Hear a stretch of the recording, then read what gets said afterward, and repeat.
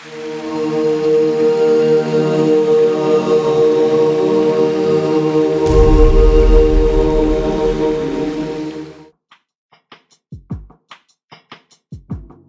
are now listening to Music Marketing Metaphysics Podcast Radio Show, presented by AdeptInitiates.com, dedicated to the expansion of consciousness and the truth seekers of all time.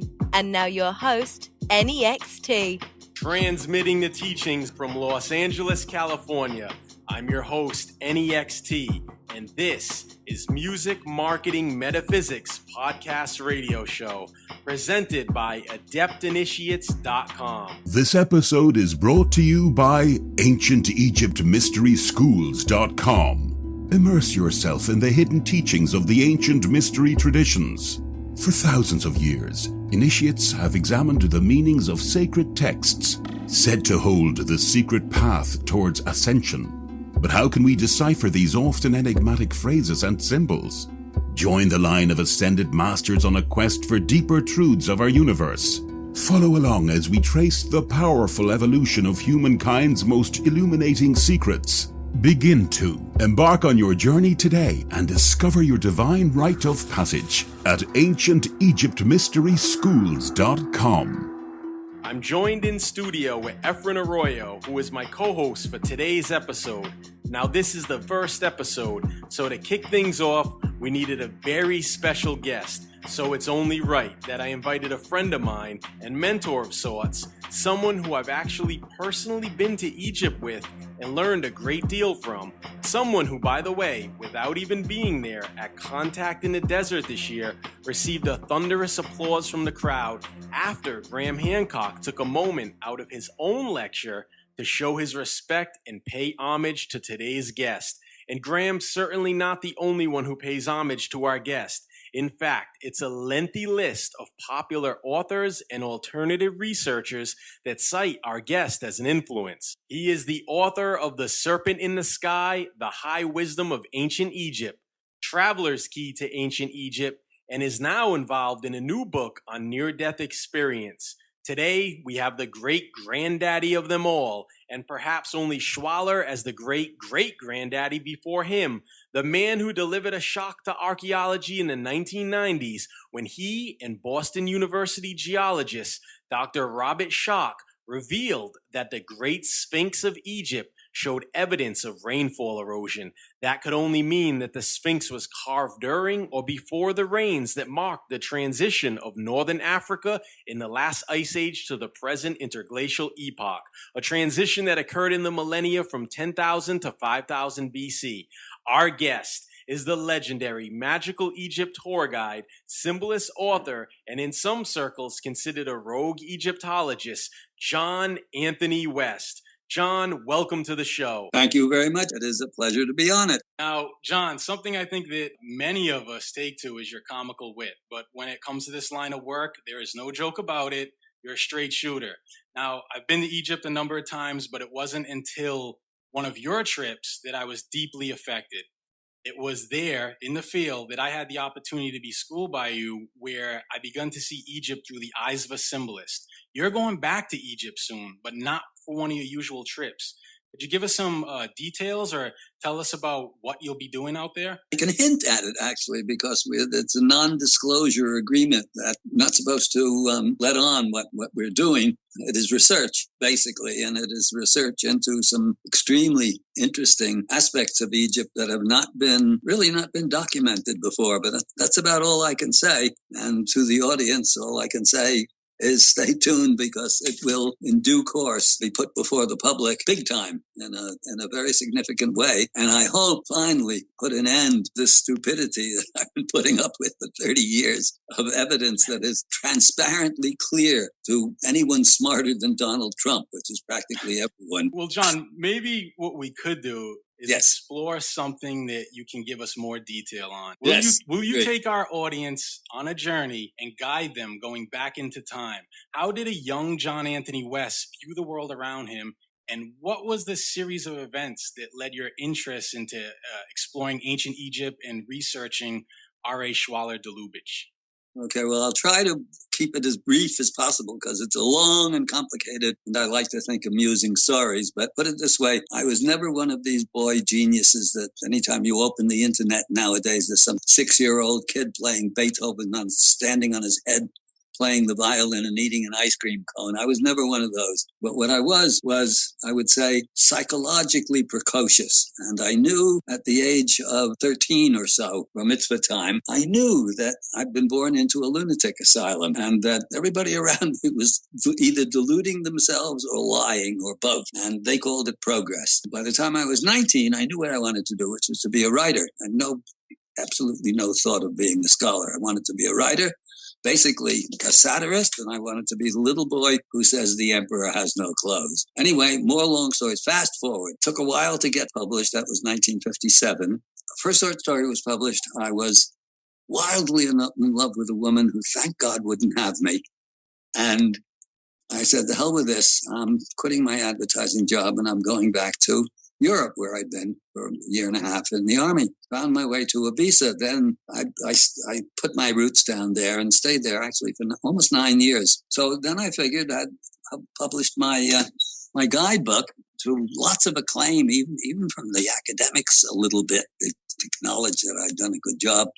And I figured I could lead trips to Egypt and make a living finally. So I started doing these trips. And in the course of me with my big mouth, one day, I popped into a friend of mine, a Dutch novelist called Jan Gerard Toonder. Excellent, excellent writer. Spoke, pretty perfect English, but not literary English. And I was helping him with translating his own stuff from Dutch into English. One day I ran out of paper. So I went to Jan's house and said, Jan, I know I'm not supposed to be here, but I'm out of paper. Lend me some paper and I'm out of here. So we went back to get some paper where we had that stored. And I saw he had a big, long desk, kind of a refectory desk. And on it were something he was doing. There were sort of pie charts, all pieces of paper with circles in them cut into divisions like a pie. And when he came out, he said, I said, Jan, what the hell what are you doing there? And he said, oh, you caught me. I don't tell people about this, but I'm actually an astrologer. And I do charts of celebrities in Holland to make a few extra bucks. And I said, well, that's astrology. I said, that's a bunch of rubbish, isn't it? And he looked me square in the eye and he said, you think I'm a fool? I said, no, you're a drunk, but you're not a fool.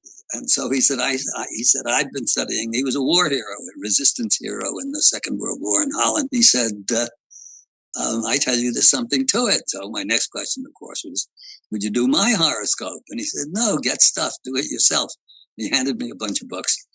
And since anything is easier than writing, I started studying it and I became convinced there was something to it, somehow or another. Anyway, I'm going to fast forward a lot now. Novel got published. I moved from Ibiza to England because I was going with actually my first wife, now deceased, who was an actress, and in order for her to get work, she had to be in England. There was no acting work on Ibiza. So I'd had enough of it. The place was getting completely grockled up. And my novel was published in England first. I got friendly with my editor, who was a Cambridge-trained mathematician turned publisher. And we were having a jar in a pub one day, as they say. And the subject of astrology came up. And he said, oh, that's a bunch of codswallop. And I said, well, as a matter of fact, it's something I know rather a lot about. And I tell you, it isn't.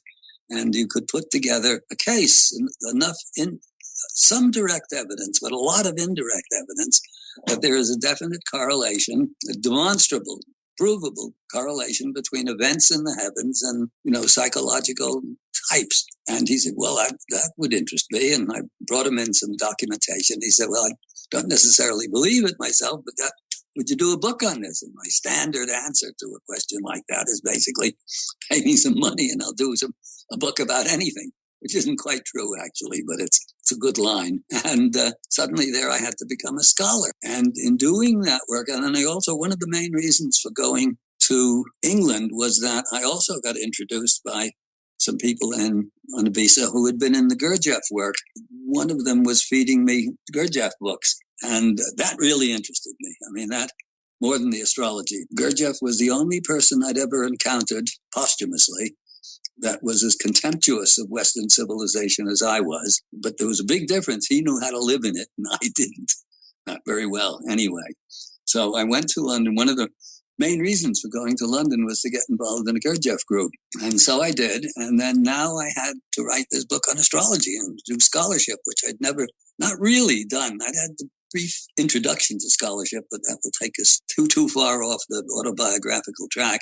And somebody in my Gurdjieff group, knowing that I was doing a book on astrology and that I was looking into the history of astrology, told me about a book called The Theory of Celestial Influence. This was by a Gurdjieff follower called Rodney Collin. I got that, and that was, actually that was what led me into the scholarship on astrology. But then someone in my group told me, knowing I was doing this book, that I should go to Watkins, the only esoteric bookshops in England at that time, and look for a book called Herbach by a woman called Isha Schwaller de Lubitsch. That was my introduction to Schwaller. This was not a great novel, but she kept referring to a book called The Temple de l'Homme, The Temple of Man, by her husband, R.A. Schwaller de Lubitsch. Her book was the story of it's called Herbach Disciple. Though it was a lousy novel, the picture of Egypt that came out of it was absolutely fascinating and correlated very clearly and closely to what Gurdjieff said about Egypt. But it was clear that Schwaller was dealing with scholarship, and Gurdjieff was basically a take it or leave it basis. And Gurdjieff is an absolutely fascinating character. I'm still involved in the work, in the Gurdjieff work, and I think if I hadn't been, I'd have self-destructed long ago. I finally went to the library, the British Museum, and sure enough, they had a copy of it in French, hadn't been translated, and I basically sat down, cut the pages. The French books, you had to cut the pages. It was sort of a ritual, almost, if they were new. It had been there, the book been there for 10 years, but nobody had ever taken it out and cut the pages. And I basically sat down for a year with the dictionary by my side. I had a little bit of entry-level French. And by the time I got done, my reading French was pretty good. So I just couldn't put the book down, even though Symbolist Egypt didn't fit that much. But I just couldn't resist putting a chapter in because Schwaller wasn't available in English. The Temple of Man is the single biggest scholarly achievement in the history of Western philosophy or spiritual philosophy. Schwaller is not for the many. It's more than an acquired taste. You need a certain kind of mindset or heart set even to plumb through for Schwaller. And so I had a chapter in the astrology book, and then publishers came to me and said, would you do a book on Schwaller? He sounds really interesting. And my answer, of course, as usual, was, yeah, sure, I will. Pay me some money. So they did a little bit. That kind of made Schwaller accessible to, certainly not to everyone. It's not bedtime reading, but at least a lot more accessible than Schwaller. And in doing that research, there was a single line, not in the Temple of Man, but in another one of his books now published called Sacred Science, The King of the Pharaonic Theocracy, in which he's talking about the chronology of Egypt, in which the Egyptians absolutely were on record of saying that their civilization started many, many, many thousands of years earlier. And the academics, who I fondly refer to most of the time as quackademics, rather than take the Egyptians at their word, insist that they know more about ancient Egyptian history than the people who were living there at the time in dynastic Egypt. So Schwaller had a long chapter in the Sacred Science book about the age of Egypt, but it was mostly a scholarly argument based upon late Greco-Roman texts of the travelers who were there and who talked to the priests who insisted that Egypt went back much further. And there were at least two documents, one a stone tablet called the Palermo stone, which talks about these shadowy reigns going thousands and thousands and thousands of years before the rise of dynastic Egypt, which is about 3200 or so BC. In those days, to be certain. And then another thousands of years reign of, but the first rulers were gods themselves, were what I take to be fully realized, divinized human beings, Jesus figures effectively. Then following them, another set of semi-divine rulers called the Shemsu-Hor, which means the companions or the followers of Horus. And that went for more thousands of years. And of course, these things are dismissed out of hand by the quackademics. But A scholarly argument is just a scholarly argument. It's not science. You can't prove it. And there are better and worse interpretations, and that's the best you can do. But at the very end, there's one line where he said, and of course, the Great Sphinx of Giza shows unmistakable signs of aquatic erosion, of water weathering. And that hit me. That was a revelation. That was my little epiphany of, on Schwaller. Because John, your scholarly approach to research on Schwaller is admirable. And knowing this story here about your past, it's no wonder why your revolutionary book, Serpent in the Sky, The High Wisdom of Ancient Egypt, challenges all that's been accepted as dogma concerning ancient Egypt. And you're involved with a new book, The Dead Saints Chronicles. But before we reveal that, why don't we go a bit deeper into Schwaller? Because our audience here at Adept Initiates, this is really the type of content they like to hear about. So we know that Schwaller's father was a chemist or a scientist. We know at the age of 16, he studied Pythagorean numbers, and he's even lectured for the Theosophical Society. So he was very much involved with the Hermetic tradition that percolated down from Egypt to the Renaissance, from the Renaissance on to him. It was at that time that, I guess around the turn of the 19th century when you had these major artistic and literary figures involved in the Golden Dawn, such as Bram Stoker, who wrote Dracula. But in France, there was a real alchemical revival happening. All these folks who really knew how to do alchemy. It's believed that Schwaller was a practicing alchemist. Could you speak a bit to that? Also, let us know why Schwaller went to Luxor, what he found there, and what was happening in Egypt at that time, in terms of archaeology. Yeah, well, he was a practicing alchemist. I mean, I was working with his stepdaughter writing The Serpent.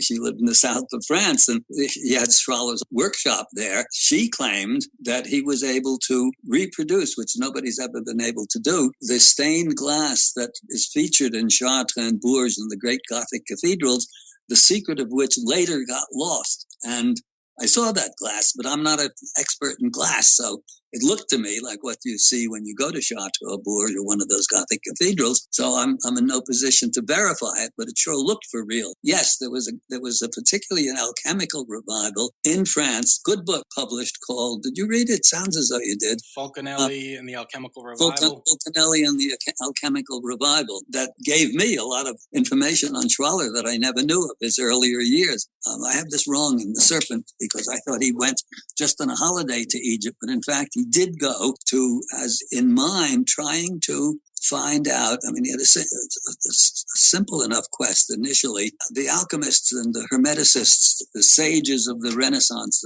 all of those great figures who were credited with starting modern science were not really interested in what is now called modern science. They'd probably be horrified by it, but they were looking for, they believed that the fount of their wisdom of the alchemy and the magic and the astrology and the number symbolism and all of these disciplines that are associated with the Hermetic tradition began in Egypt, as everybody always believed. But Schwaller, modern scholars don't believe that. They think the Renaissance people, Galileo and Kepler and all of these guys, sort of cooked it up on their own with no reference to Egypt. This is part of another big, long story because, see, Egyptology, it's changing slowly, like moves about as quickly as Pluto in orbit. But recently, just the last 4 or 5 years, there are some signs that some Egyptologists are beginning to wake up somehow or another. There's some stuff coming out every now and again in scholarly journals, and not really wouldn't make sense to most of the the public that is not intimately involved in this. But it is starting to change.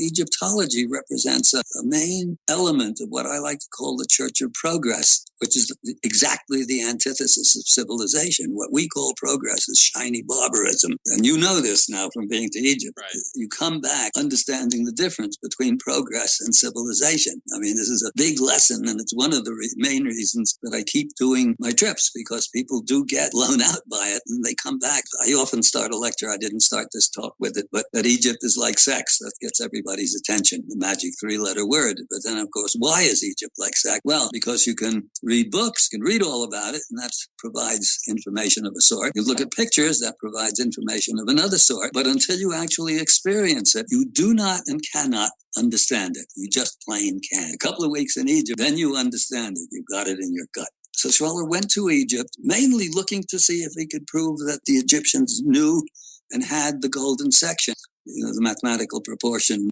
called phi, the magic number. He quickly found he was very lucky because the French Archaeological Commission was there surveying the Temple of Luxor. And when he went into the Temple of Luxor, this was his epiphany as well.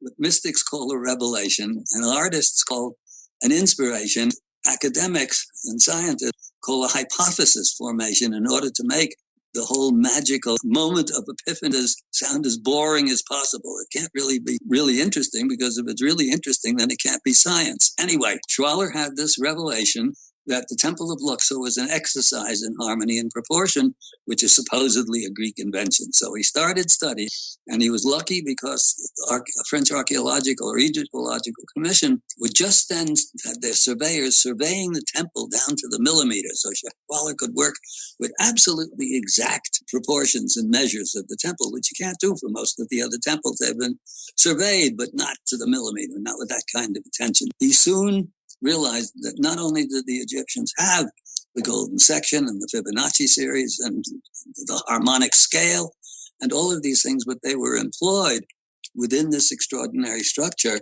These, by the way, harmony and these things are supposedly invented by the Greeks, supposedly a Greek invention. And here Schwaller was showing that they knew about this when the Temple of Luxor was built, which is 1,000 years basically before the golden age of Greece. And if they had it then, almost certainly it was there in Egypt at the very beginning. So Schwaller stayed there in Luxor through the Second World War. He got there in 1937. He left in 1952, just before the Nasser Revolution, and had put together this whole magisterial corpus, which he called the Temple of Man, because the temple itself, structured, is built upon a plan that exactly mirrors the proportions of the male human body, of the male skeleton. Men and women have different proportions there, but they'll average out at a certain and give you a certain figure of proportion. And if you take 100 women, again, they all differ individually, an average, and you'll get a different set of proportions for the female body. And then Schwaller showed that this temple enshrined the cosmic laws, as it were, that pertain as above, so below. It was the proof of the sacred science that allowed Egypt and other civilizations as well. Egypt is the most important of them, not necessarily because they knew more, but because there's so much of it left. I mean, you go to India and China or Mesoamerica, there are wonderful things, but not much of it is as old as ancient Egypt, particularly you get back to the Old Kingdom, 3000 BC, 2200 BC. So it's Schwaller's demonstration of the sacred science underlying these miraculous temples and all of the sculpture and the painting and all the rest of it, that he put out his work. The Temple de l'Homme came out in 1957, and it was, basically ignored. And then, of course, it was in the Serpent, though, because I was really struck by Schwaller's line about the antiquity of the Sphinx, that it had been water weathered. So I'm not a geologist, but I spent a lot of months reading books on geology and concluded that Schwaller had to be right. But I realized that actually Symbolist Egypt was definitely not for everybody, just as Gurdjieff isn't for everybody. But the antiquity of the Sphinx, the idea that very ancient civilization, of course, as soon as you say that, you're confronted by the A word, Atlantis. And then, of course, no matter what you do, the academics will have no truck with it. Although even that is starting to break down a bit in the last couple of years. So I developed on my own the notion that the Great Sphinx had been weathered by water, which would have put it back to at least 10,000 BC and maybe a lot earlier, because I didn't mention this. When in the Palermo stone, and the other document is a very fragmentary papyrus called the Turin papyrus, because it's in Turin. If you put together the regnal years of these divine and then subsequently Shemsu or semi-divine rulers, you come up with something like 34 or 36,000 years, which of course is unthinkable according to the timeline that prevails in history and Egyptology and so on. And that was something that was easily graspable, by the general populace, actually. At one point, the Serpent came out, and nobody paid any attention to it much, but one person who did pay attention to it was a guy who was teaching English at Boston University. He'd been teaching at the American University of Cairo in the middle 80s or so. And he was familiar with my book, with Serpent in the Sky, and very interested in it. He was actually a practicing Buddhist, I think, or a Sufi, I think. Anyway, named Robert Eddy, who I've lost track of. And anyhow, we were friendly. We got friendly, and he was over for a dinner one day, and he was talking about Schwaller and the fact that nobody was paying much attention to Serpent in the Sky. And he said, is there anything that I can do in my position as an academic to help the cause? And I didn't even have to think about it. I said, yeah, open-minded geologist specifically who will look into the Sphinx theory.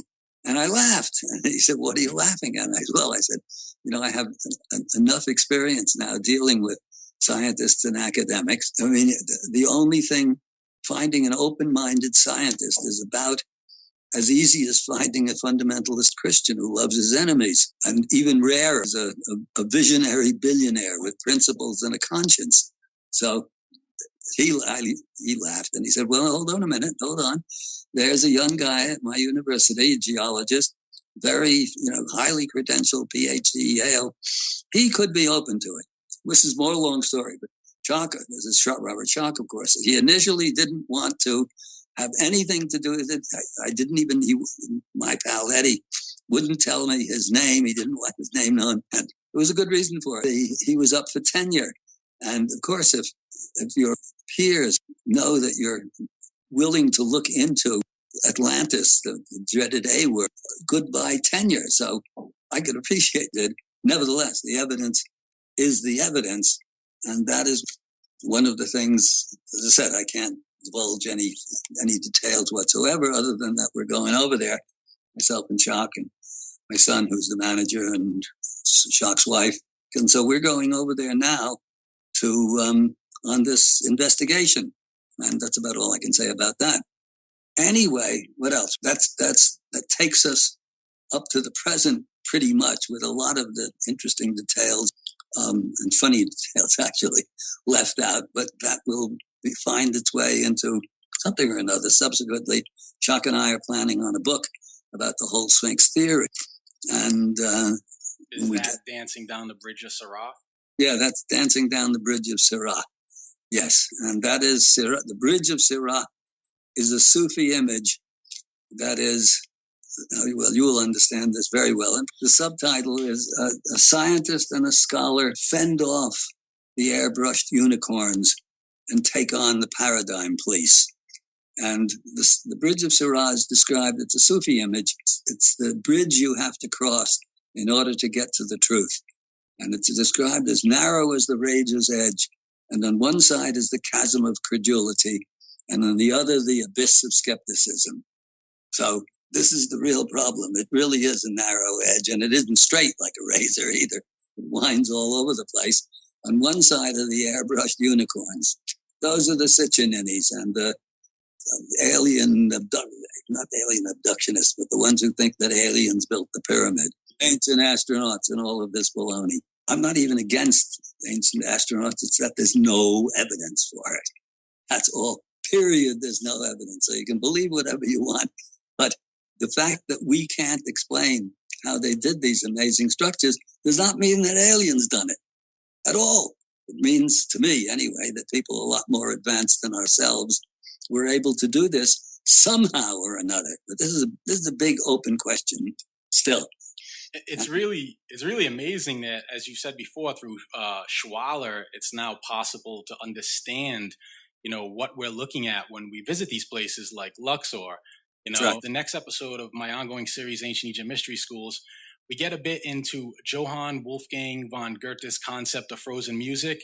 And, the great mystic Gurdjieff, he said that contemporary art was subjective and affected us only subjectively, right? So if it's created out of a subjective state, it'll trigger you however it triggers you. But he had also said that there was such a thing as objective art. And he had said that objective art wouldn't matter what culture you came from, what language you spoke, what experiences you had. If you were in the presence of objective art, it would affect your consciousness in a very precise and specific way. And such art would depend on a correct understanding of cosmic laws applied through mathematical precision and understanding of harmony. Is that what we're experiencing when we see Luxor and some of these sacred sites in Egypt, John? Yes, that's absolutely what we're experiencing, except to just add a bit of a, not exactly a caveat to Gurdjieff's description, even though it is objective and it affects us to a certain extent in the same way, it still has to filter through our consciousness. So as you know from experience, some people, for example, take the Temple of Dendra, see it as dark and gloomy. I mean, magical, everything's magical. But some things are, because they filter through our own personal acculturation, we take as negative, and somebody else sees them as absolutely life transforming. Yes, it is objective, and yes, it's stone music, as Goethe put it, or that shouldn't be taken as a poetic metaphor. It's literally the case. In other words, the harmonies and proportions that make up the temples are the same harmonies and proportions that make up music. But there's a big difference, there is objective music, mostly from the East, or there are great geniuses who are plugged into it, but not able to transmit it. Bach and Beethoven and Monteverdi are three that come to mind, and Handel to a certain extent. The great classical music, composers are plugged in. They definitely plugged in, but they couldn't transmit it to anyone. The great scientists, the architects of Luxor and Karnak and all of the other temples of Egypt, Derabakari, Hatshepsut's great temple, they would know the laws, but just because you know the laws doesn't mean that you can produce a masterpiece. And modern architects have some of the laws, the golden section of Fibonacci series, but none of them have produced a temple of Luxor yet. Though some of them seem to get close. Well, you were at Contact in the Desert. The little cabins where the speakers were, where I was, were built by Frank Lloyd Wright, and they're very, very beautiful. But like most of Frank Lloyd Wright's architecture, they don't work. They're not very comfortable. They don't function the way that they're supposed to. The temples of Egypt function the way they're supposed to. So, but still, there's a lot to be learned from that architecture and the study of that architecture, and to bring it into, there's now enough knowledge out there about the sacred science so that if there are enough people and there was some money, and we could start planting the seeds for a civilization worthy of the name, which we don't have. Look what's going on in politics. You've got a monster on the one hand and a vampire on the other, and one of them is going to be president. No sacred architecture is going to come out of that, or out of anything modern, really, unless the people who take an interest in this. And even though it's a broad subject, there's, as I said, a couple of 100 million people saw Mystery of the Sphinx, but nobody's getting together and putting the funding together to do, to build a sacred structure. Though there are a few people who have done that, privately. There are some quite magical things around if you know where to find them and you know what to look for. Well, John, when visiting some of these sacred structures, right, we visit some of these places and we notice some things are missing, like, for example, the obelisk. Do you think, could the obelisks have been giant stone tuning forks? Yeah, that's the John theory. And the reason I think that is that Lucy Lamy, that's Charlotte's stepdaughter, who's living in the south of France, asked me if I would, do some research to find out, to get the exact dimensions and proportions of those obelisks. There are no two of them. There should be. The old New Kingdom and later temples, all of them had these huge stones. They look like Washington Monument is a fake obelisk because it's built of pieces. It's not a single block of stone. All the others are single blocks of stone. What she was looking for was to see if these obelisks, which are all different sizes, they're all the same shape, but they're all different sizes, if they were exact fractions of the latitude that the temple that they were in front of was. So in other words, one latitude would be for Luxor, and another latitude would be for another temple, Derobakari. They're most more or less the same, but other temples, and they all had these obelisks in front of them. So I I did the best I could and sent her some of the data.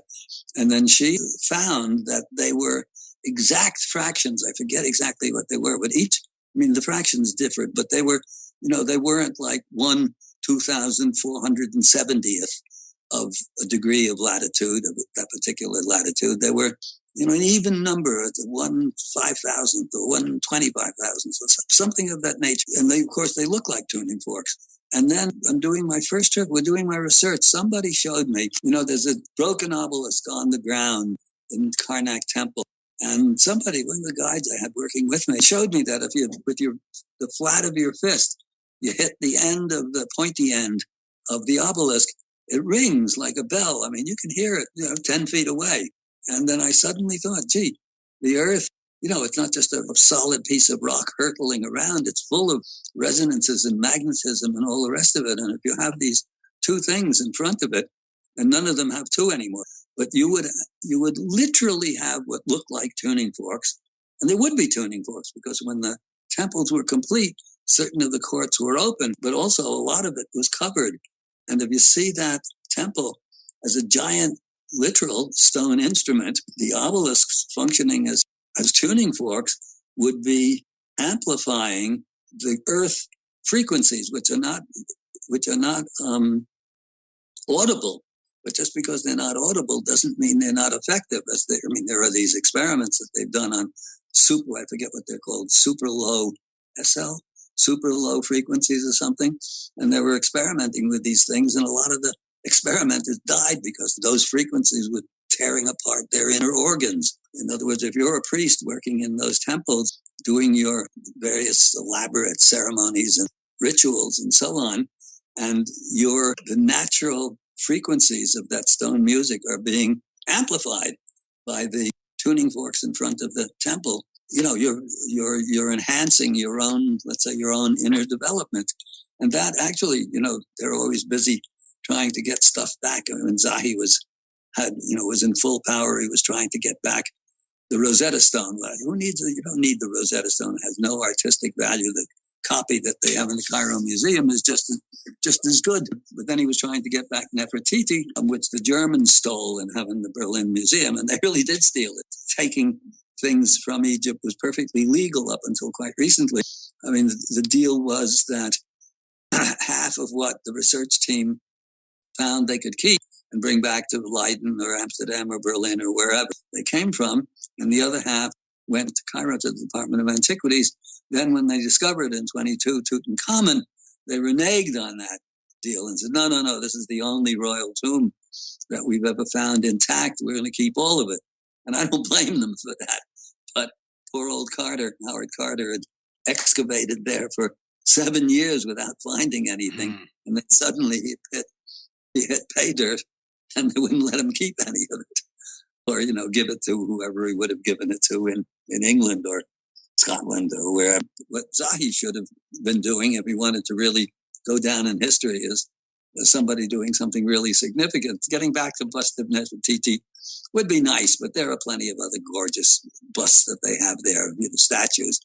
But to be able to put the obelisks back in place so that they were in their original position, that would be interesting, because now the technology is such that you probably could actually test for such things and see what they were doing, if they were really functioning as tuning forks, and if it made a difference to the temple, to whatever kind of subsonic frequencies they could measure, which they probably can do now. Maybe somebody with enough money somewhere along the line, get attracted by this idea, could go to the Department of Antiquities and, insist that somebody give their obelisk back. I can't imagine the French or the Germans or the Americans doing that willingly, but anyway, it's a thought. So. Certainly a great one. John, my co-host Efren, he's a journalist for our blog here and very much in ancient Egypt. I'm sure he has a question for you about Schwaller. Yes. Sure. So thanks again for being with us, sir. It's an absolute honor and pleasure. What would be a Schwaller book or material you would recommend to someone who is getting familiar with the symbolist school of thought, besides the two already mentioned, perhaps an obscure or underappreciated work of his?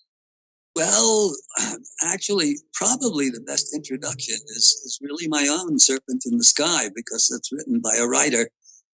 See, the problem with Schwaller and many great original minds is that they're not necessarily great communicators. So Schwaller is very difficult, and sort of going into trying to read the Temple of Man without a fair amount of preparation is a bit like taking your first driving lesson in a Ferrari.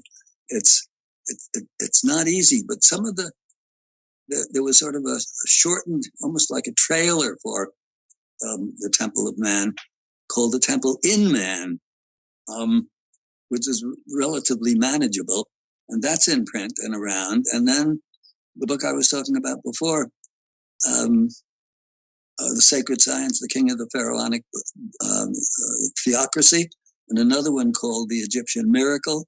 All of them are translated, and very well translated, and they're pretty good introductions to it. I mean, between The Serpent and a couple of those books, and then nowadays, of course, you just Google up Schwaller and you look at what's interesting, or you go to my website and look for the book list on where the trips are advertised, and there's a long reading list with a section of Schwaller and Schwaller related books related to the sacred science. And John, your website for our audience is? Yeah, website is jawest.net or .com. Now, you're involved with a new book. It's not about Egypt, but it's something Egyptians may have spent a lifetime preparing for: death and near-death experiences. Could you tell us a bit about the Dead Saints Chronicles, your role with the book, and how you came to get involved with the project? Yeah, I'd love to. The full title is The Dead Saints Chronicles, A Zen Journey Through the Christian Afterlife. And was written by a very good friend of mine named David Solomon. And David, I know for years. He was on an early trip of mine. He was the adopted son of a very charismatic and interesting preacher called Paul Solomon. He was the adopted son, David. And I knew him as a young man that came to Egypt with me early in the 90s. And then Paul died pretty early, actually, in his 50s. And David had to go out into the world and make a living, and went into business and found he was quite good at it. Made a fair amount of money, a few $1 million. And it was he who financed he came back to Egypt with me on another trip, and he financed the trip that Shock and I took to study Göbekli Tepe back in, I'm not sure if it was 2010, it was about something like that. And anyway, David, meanwhile, when I first knew him, he was assembling, he was a scholar who was not trained or anything like that, but he was one who was collecting evidence, he was a Christian, he was a pastor, but a real one. He did the work. And he was looking for evidence looking into geology and other sciences of the past, looking for evidence that would corroborate certain of the aspects of the Bible that seem to reference lost civilizations without ever using the A word, and so on. Anyway, he was collecting a lot of evidence for that. And then when I lost track of him, and we didn't communicate for years and years, and then he came back and he put that on the side. That probably in part because a lot of work's been done on that by Shock and by other people, very solid work on the kinds of catastrophes that were responsible for destroying what we think is not Atlantis within quotes, but we're in the middle of the ocean, but a global civilization that antedated, the Sphinx Age, whatever that is. It presupposes a great civilization to build the Sphinx and the temple alongside it. Anyway, he now was he was collecting material on near-death experiences, which are now, pretty well known. But David, nobody has ever. Some of the books on near-death experiences have been huge bestsellers, and the quackademics, of course, and debunkers are trying to explain the material away as sort of fantasies of the dying brain. But in fact, when you go into, and then there are a few books that sort of put it all together, but they all have a bit of an agenda one way or another, a religious agenda or a philosophical agenda. And there was no book that actually formalized the study of these things and collected enough of them so that they could be used as really, truly what they are, as evidence of, I'll use the religious word, though I don't like to use it because it brings up all sorts of images for all sorts of people and the different images. But basically, it's proof of a celestial realm that is not ordinarily available to us, but that has been explored over the centuries by the great mystics of all time, near-death experiences, except they didn't have to have a near-death experience in order to have that experience. Drugs can do it sometimes. But now there's this big literature, huge literature, on first-hand accounts of people who've been through an NDE. And the reason for that, you could argue, why haven't people talked about this before? Well, they have. The saints have. The great spiritual writings of the millennia talk about it. But the difference is now, and these experiences are by, Tom, Dick, and Harry, by ordinary citizens who, some of them not religious at all, some of them outright atheists. And something happens and they live to tell the tale. But the reason for that, it's interesting, a very simple reason. Medicine, crisis medicine in particular, has advanced to such an extent that people who go into a cardiac arrest or almost drown, or all kinds of things, who otherwise would never survive, can now be brought back. And out of those who are brought back, a substantial number, not all of them, it's still relatively uncommon, but enough of them, quite a lot of them, have these experiences, and these experiences correspond to each other. Each of them are individual, and yet when you put them all together, not exactly like taking an average, as I said before, with the dimensions, the proportions of the male frame. You put 100 guys' measurements together and you'll get a kind of an average that doesn't represent each of them, but it tells you what the average is, which is different from the same study carried out on 100 different women. So David was doing this sort of work and putting it all together. And he was telling me about it. And we were, of course, we're good friends, particularly when, after he financed our trip to Göbekli Tepe to Turkey. And I was saying, David, this is really very interesting work. You should do a book. And he said, no, he said, I'm not a writer. And, I'm just doing this. It's sort of, he used the word hobby for it. But it was pretty impressive. And anyway, then I think it was in 2013, he started getting dizzy. And as I said, he was an interesting man. He was a preacher. He had a very unconventional church and a following. But he was also, his first wife was Japanese, and he spent quite a lot of time in Japan, actually studying Tai Chi, and was a pretty advanced practitioner of Tai Chi, and studying a lot of bonsai. He was a bonsai master. You don't find many preachers around, particularly in southern states, who do bonsai. Anyway, that was an interesting background. And then he spent a bunch of money because he made, as I said, he was quite successful. Spent a lot of money putting in a Japanese garden he had some acres, 5-7 acres, something like that, in Washington, state of Washington.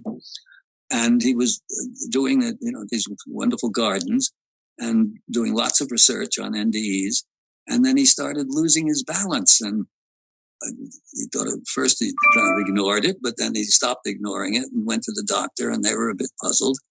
And enough tests finally ascertained that he had a glioma, as it's called, glioblastoma. But anyway, it's a brain cancer with 100% fatality rate. I mean, no one has ever got better from that. I mean, average life expectancy once you've been diagnosed with stage 4 is about 14 months, something like that. Ted Kennedy died of a glioma. And so this was a death sentence. David was, really a remarkable man, because I'd been telling him, urging him to do this, to put all of this research into a book, because I felt that this was unique among the considerable number of books devoted to the near-death experience, because by doing it the way that he was doing it, it was for anybody with a functioning brain and even more important, a functioning emotional center. This was commanding evidence. You see, the quackademics have a rule: it's not science unless you can measure it, repeat it, and make predictions from it. Well, of course, this leaves values out entirely, which is what they're basically trying to do. They're trying to prove, they call themselves rational, and that all of science is based upon reason. It isn't actually. It's the rationalization of their own inner emptiness. So one of the things that doesn't count allows them to ignore ESP and reincarnation and all sorts of things of that nature that allows them to do that is that individual accounts, personal experience doesn't count. I mean, would you buy a cookbook by someone who's never fried an egg? So these nitwits are out trying to debunk this whole thing. But when they're all put together, not only do the accounts reflect each other, but there's a sort of a hierarchy of such experiences, some of them much more profound than others, but they constitute categories of near-death experience. The book is effectively, and one of the nice things about it is that, and then David was not a writer, so he asked me if I'd edited for him, which I did. You know, I'm a writer for 60 years, so it adds a certain, let's say, literary quality to it that it might not otherwise have had. My own conviction is that no civilization is even in principle worthy of being a civilization unless it has a spiritual basis to it. And this leads us into our 5 cowboys of Apocalypse 2.0, but we'll leave that aside for the moment. But what David had produced, and I edited it and then contributed a certain amount to it, was a single book that's so potent. And you see, he was using himself as his own experiment because he was dying as he was doing all of the writing and the final research for this. And he was as good as his word. I mean, the near-death experience, one thing that everybody who has a near-death experience has in common is that they conquer the fear. They no longer have a fear of death. When you read, or this is why David called it the Dead Saints Chronicles, because that's what the saint of all everywhere, the rishis and the yogis and the Zen masters and the Sufis, all of those who've attained high levels of initiation, you might say, in their respective traditions, has that as a basis. They no longer fear death. So this is why David calls them the Dead Saints, because these are everybody, Tom, Dick, and Harry. They're carpenters, they're mechanics, they're a few even committed atheists who have this experience and come back no longer as atheists. And one of the huge advantages of this, it's not sacred science, it's not sacred geometry or sacred philosophy, even personal experience in aggregate as a demonstration. I mean, a very powerful, moving demonstration, that there's a higher realm. Quoting one of America's great philosophers, Yogi Berra, who said it ain't over till it's over. The Dead Saints Chronicles proves that it ain't over till it's over, but it ain't over then either, because there is a realm beyond, which the mystics of all the ages and the great religious teachers have always taught. Not everybody can read The Serpent, and very few can read Schwaller. Even fewer, perhaps, can read Gurdjieff. The traditional religions, they're fine. I mean, most of them are hopelessly corrupt, but I've been to monasteries, one in Egypt, where, the priests are really doing their work. And I've been to other places where, there are Indian Hindu teachers and Zen teachers and so on. There are a few around who are really doing it, but those traditions are not designed for the lunatic asylum of the 20th century. The only one that's actually designed for that is Gurdjieff, but that's, again, not for everybody. But the Dead Saints Chronicles is a book that everybody can read and come out of with a sense of purpose and enough knowledge so that when somebody starts talking about, it's just a brain malfunction or something like that, they can either say, you don't know what you're talking about. In fact, you're full of shit. And you've never experienced these things, and these thousands of people have. And so it's a very positive work. And David, unlike me, is not, he doesn't like taking on the academics. He wasn't a satirist. So there's no anger in David. There is plenty with me. But this is really a seriously important book. And you can get it you go to Amazon, they have it. You can get it direct from me, actually.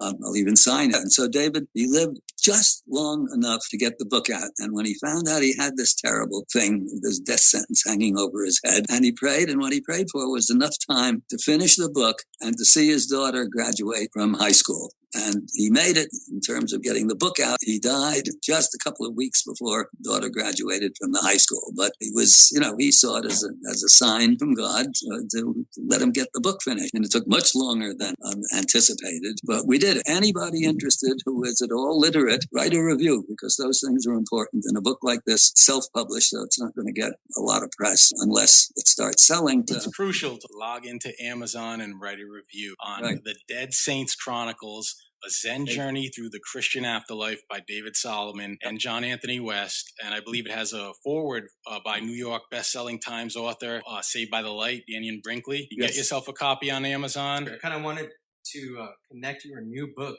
about the afterlife near death to your research of the ancient Egyptian book of the Dua, which you call a manual, a guide of spiritual instruction, and a traveler's key to enlightenment. Yeah, well, in other words, in fact, all of the great religions have something equivalent to the funerary texts of Egypt. In other words, the passage through the Duat, through the limbo region that is after death. The Tibetan Book of the Dead is sort of related to that. The Christian becomes degenerate with all of their sex-repressed visions of hell and punishment and so on.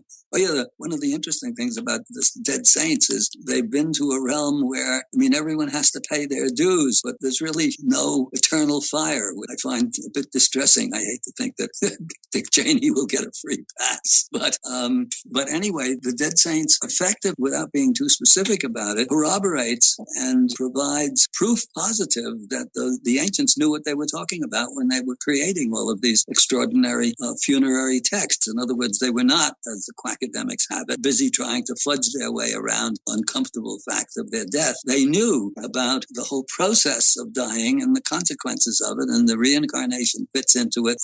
David talks about that to a certain extent. That's not his main focus, but all of these things that we're taught to sneer at and that the debunkers sneer at. You have my satiric sense of taking apart the deniers and the people who are trying to prove to us that their own sense of meaningless is the truth. Very interesting to read the Dead Saints Chronicles and then to look into, and David provides, plenty of references and so on, into the funerary texts of Egypt and some of the other religions. I'm, of course, most familiar with the Egyptian, but the others are maybe not as Tibetan is as elaborated, but the others maybe not, or you'd have to hunt around for them. So that's why one of the reasons that attracted me from the get-go. David was a good friend, but if he'd been working on a cookbook or something like that, I wouldn't have taken a couple of years off my own life in order to help him edit this. So, and in fact, I'm very happy with the result because I had a certain philosophical perspective and very definitely a certain literary polish to it that otherwise wouldn't have had. So that's the Dead Saints, and that's why it is important, and it fits into my own work and the work of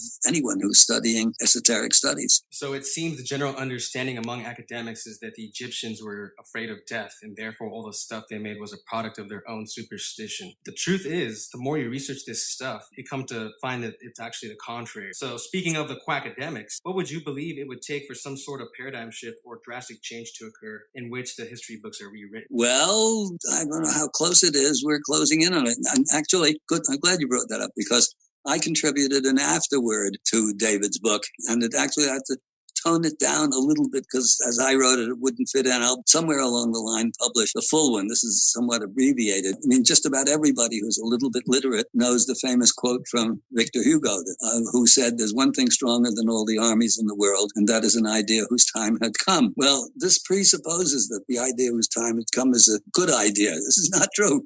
Hitler was an idea whose time had come. Definitely not a good idea. But the other thing that maybe he knew it, but he didn't express it, is that the second strongest thing in the world is an idea whose time is not yet gone. And since, by definition, all the armies in the world, be they scientific or religious or even artistic or philosophical or whatever, all of those armies, and they are armies, have their forces marshaled against the idea whose time is trying to come. There's a real battle going on. And so I'm always looking personally for kinds of things that will lead enough people to force the paradigm shift. It's not going to happen by itself. But the more people who get involved in these kinds of things, who see Egypt, only a handful can see Egypt every year.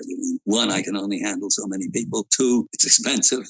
And, not for what it is, but not that many people can get to Egypt. The books are relatively accessible. Actually, this is why I think David's book is so important because it's accessible almost to anyone. And because David was, a real practicing mystic himself, and he's writing this as he's dying. It has an emotional quality and an authority. That's what I'm looking for. It has an authority that none of the other, and a comprehensiveness that none of the other books on the subject do have. So that's how it fits in. And now that the book is out, John, what's next? Can you tell us about your latest hobby horse, the Five Cowboys of Apocalypse 2.0? This has to do with this idea of the second strongest thing in the world, because this is what I call the Church of Progress, which is based upon reason, but it's not. It's a bogus religion in its own right. It's basically the religion of the emotionally defective, spiritually dyslexic, and philosophically depraved. They call it reason.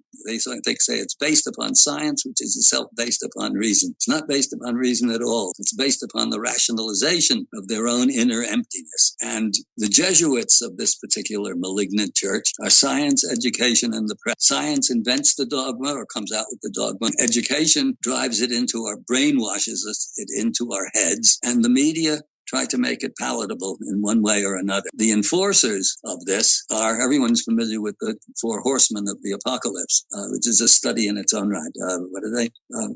War, famine, pestilence, and death. Very strange. Nobody that I've ever read has really looked into why are those the Four Horsemen of the Apocalypse. The only one that's human, the result of human activity, as a general rule, is war. In theory, we don't need war. Famine happens.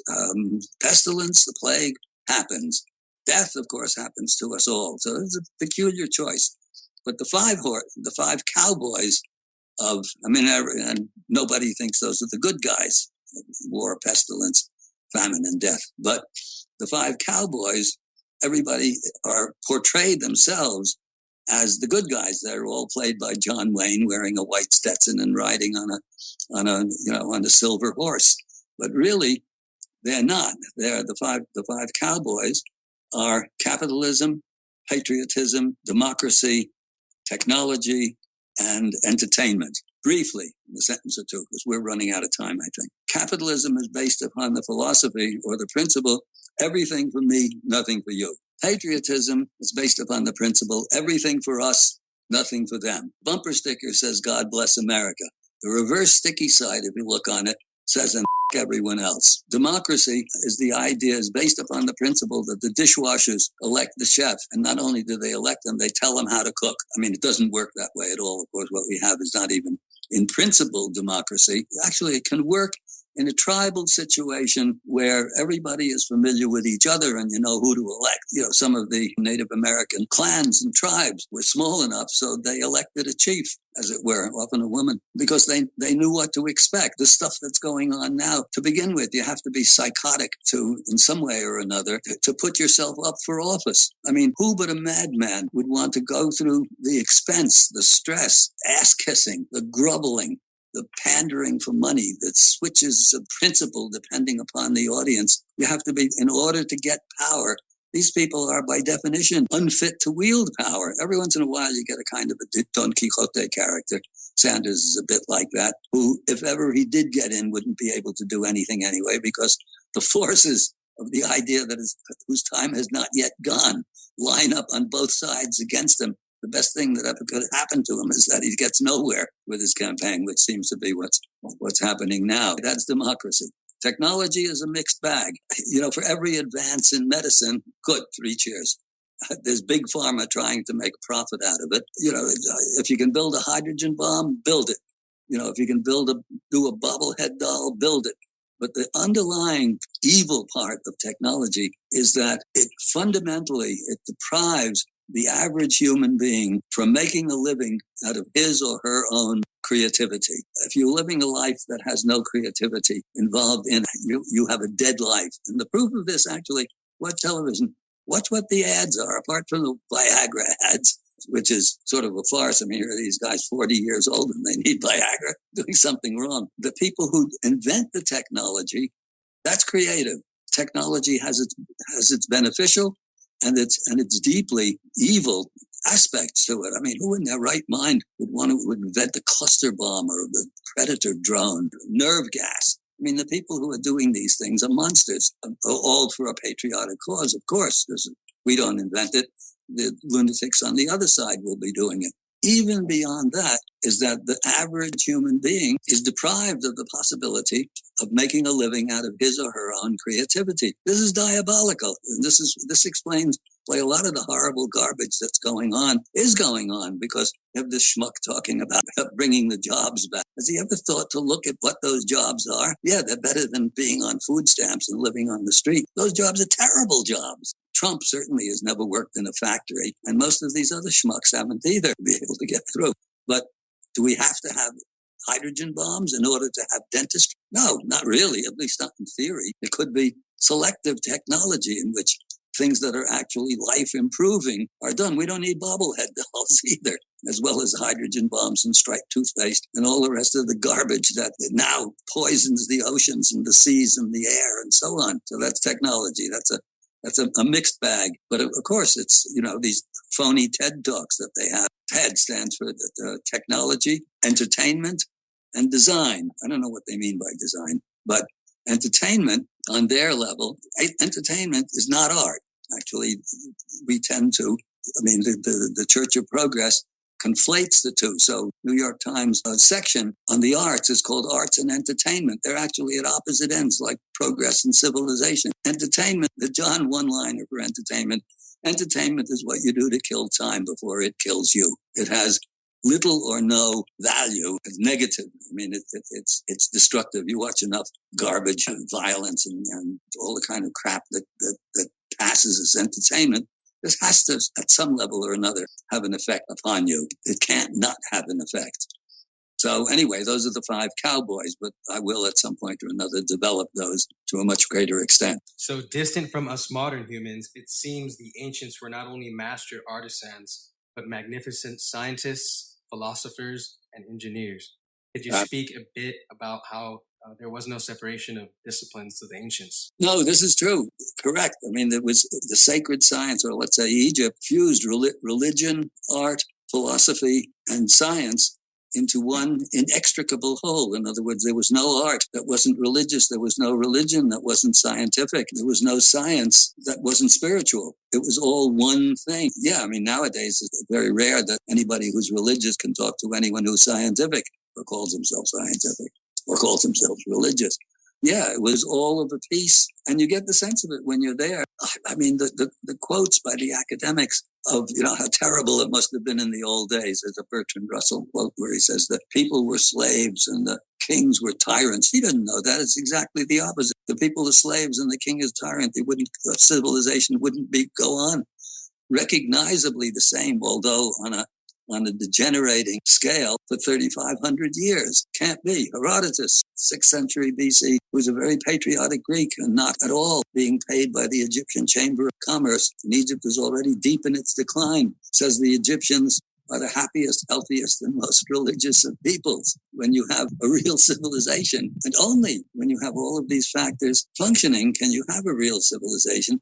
And we don't seem to have had any of those in the last couple of thousand years, which brings to the other question of the Kali Yuga. And that's actually in Jocelyn Godwin's book, Atlantis and the Cycles of Time, where he's talking about the Kali Yuga. We live in an age, a lot of my friends argue about where we stand in the Kali Yuga, the Iron Age, the Dark Age, as it were. The Hindus are probably the best known for their talk about, I forget the Sanskrit names, but there's the Golden Age. Plato talks about it too. Golden Age, the Silver Age, Bronze Age, and the Iron or the Dark Age. And we're somewhere in that Dark Age, maybe turning the corner, maybe not. We all argue about it. To use an analogy, the yugas are like sort of analogous, roughly, to the seasons, let's say, and in which what's easy to do in June, if you want to raise roses, it's a simple thing in June. If you want to raise roses in January, you need a lot of special equipment and special care and so on to raise roses. So we're somewhere in there now. We have our quite brilliant technology that's mostly, or no, at best some of it's good. Some of it really is a force for good, medicine. But most of it, or the vast majority of it, is either useless, is unnecessary, certainly, and much of it is downright evil.